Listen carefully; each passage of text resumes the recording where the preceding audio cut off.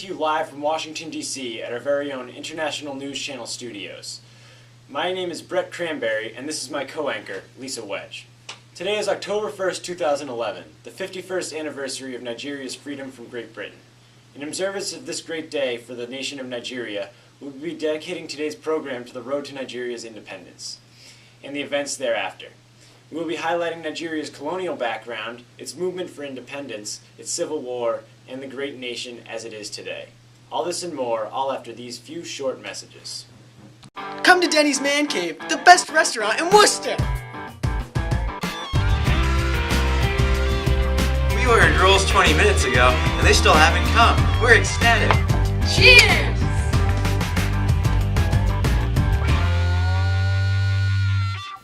Denny's Man Cave. Laughs all around. Welcome back to our Nigeria special. We will now hear a report on Nigeria's colonial background from our historical analyst, Giles Theta.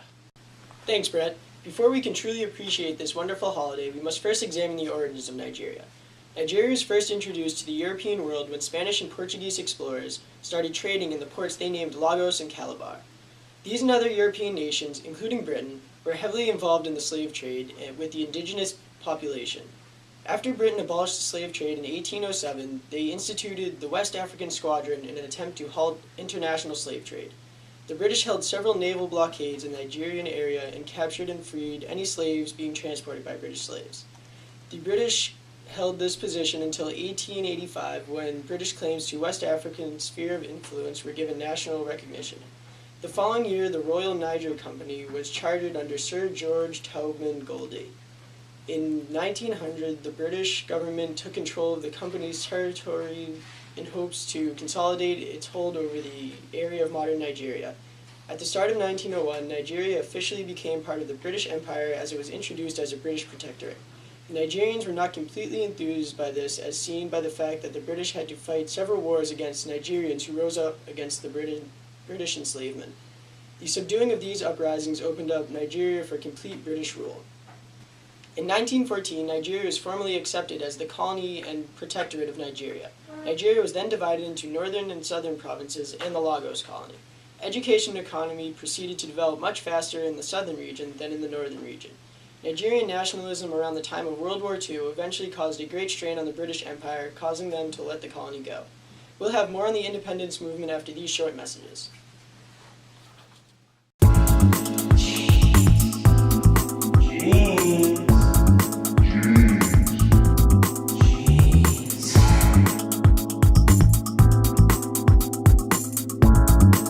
J. E. A. N. Jeans! Jeans. Jeans! Jeans! Jeans. Jeans. Jeans! Jeans! We want you to buy our jeans! Jeans! Welcome back to the International News Channel. 50 years ago, on this very day, Nigeria became an independent nation. After decades under British rule, Nigeria had finally become the independent nation it had always strived to be. On October 1st, 1961, the British Parliament passed an act which in essence set Nigeria free as an independent country. Abubakar Balewa, who had been the chief minister while Nigeria was under British rule, retained his post as prime minister upon the country gaining its independence.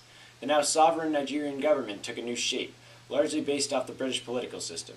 The government was made up of a parliament containing two houses, the House of Representatives and the Senate. The House of Representatives had 312 members, while the Senate had 44. A national constitution was adopted, and several regional constitutions closely followed this national model. In 1963, Nigeria completely separated from any British legacy by proclaiming themselves a federal republic. After this, Nnamdi Azikiwe became the first president of the truly sovereign Nigeria.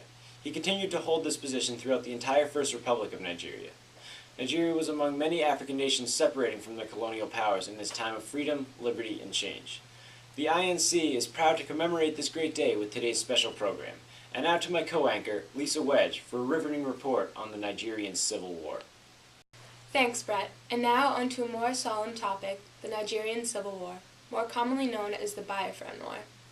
Raw origins of the war trace back to events such as the military coup in 1966. Its purpose, to disestablish the first Nigerian republic created after Nigeria severed its final associations with Britain. During the coup, Prime Minister Tafawa Balewa was assassinated, along with Northern Nigerian Premier Ahmadu Bello and Finance Minister Festus Okoti Igbo. That same year, a federal military government was formed. Shortly after the establishment of this, a counter-coup was led by military officers to dispose of it. Head of State General Johnson Agiwi Aronzi and the military governor of the Western region, Adekunle Fajui, were assassinated during the coup. As a result of this, in May of 1967, Nigeria's 4 sections of the North, South, East, and West were divided into 12 different states, with the goal that separation of the many different cultures would help prevent future violence. However, the separation of the 4 regions was the last straw for military governor of eastern Nigeria, General Emek Ojukwu. He saw the separation as a decree without consolation. Ojukwu's response to the separation of the regions was to declare his western province as an independent republic, which he called Biafra. The federal government in Lagos saw the claim of independence as an act of secession and illegal. Several meetings were held to resolve the issue peacefully but had no success. To avoid disintegration of the country, the central government realized that the only way to bring Biafra back would be by force. The federal side saw this to be a quick victory, while the Biafrans saw the war as one of survival and were ready to fight to the last man. By August 1967, only 2 months after the start of the war, the Biafrans had extended the war to the midwestern region of Nigeria with the goal to relieve pressure on the northern front and to threaten the federal capital of Lagos. By 1969, 2 years of blood, destruction, and stalemate constituted the majority of the war. The Biafrans had been reduced greatly, but were still holding on. Peace conferences were still being held to try and end the war, but all were unsuccessful. By December of 1969, the end of the war was nearing, as the Federals embarked on a strategic envelopment of the remaining Biafrans. In early 1970, the self-acclaimed head of state, Ojukwu, fled from the war with his immediate family. The commander of the Biafran army took the place of Ojukwu, and realizing the hopelessness of the Biafran situation, he surrendered to the federal government on January 14, 1970. Biafra was once again part of Nigeria. Tensions between different ethnic groups were clearly still present after the war, which was the reasoning for the law that government officials cannot be ethnically or tribally based. As for the reconstruction of Nigeria, it was quite swift, as it had much help from the oil industry. But the estimated 3 million deaths due to hunger, disease, and war can never be replaced. And now back to you, Brett. Thanks, Lisa. We're now going live to Abuja, Nigeria, where our current events specialist, Wayne Fulcrum, is ready to give a report on the history of modern-day Nigeria. Thanks, Brett. This is Wayne Fulcrum reporting live from the American Embassy in Abuja, Nigeria. We're in the middle of the beautiful Nigerian summer. It's sunny, 87 degrees, slight breeze. It's very beautiful out, as you can see. Okay, but I'm here to talk to you about the history of modern Nigeria. The history of Nigeria after the Civil War of the late 1960s, while not as bloody and turbulent as the war itself, was by no means peaceful and stable. Nigeria's government during this time period was dominated by a series of harsh military dictatorships where democracy was virtually non-existent. In the 1970s, Nigeria, under military rule, joined OPEC and started to utilize the resources of the oil-rich regions of the country as a means to bring economic affluence to the regime. This dependency on oil revenue led to power struggles around the federal government and also led to economic instability. The oil market also led to budgetary concerns and created the near impossibility of federalism and democracy. In 1979, Nigeria celebrated a brief period of democracy when the military dictator Olusegun Obasanjo transferred power to the democratic civilian regime of Shehu Shagari. However, this period of democracy and relative stability was short-lived, and the regime of Shagari was overthrown in 1985 via a military coup led by Major General Muhammadu Buhari. This military government was then overthrown by yet another coup in the same year by Major General Ibrahim Babangida. Babangida would remain in power until the early 1990s, and promises of democratic civilian rule began to surface. The first bicameral elections were held in 1992, but they were followed by a long transitional period of military junta rule. The new Constitution of Nigeria was finally officially drafted in 1998. Democracy was finally officially achieved in 1999 with the election of once military head of state Olusegun Obasanjo as the president.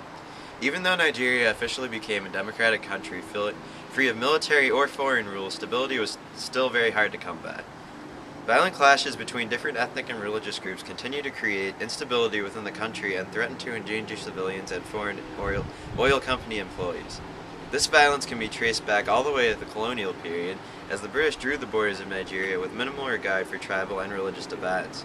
In addition to the violence, Nigeria is still a relatively poor country with insufficient infrastructure and services.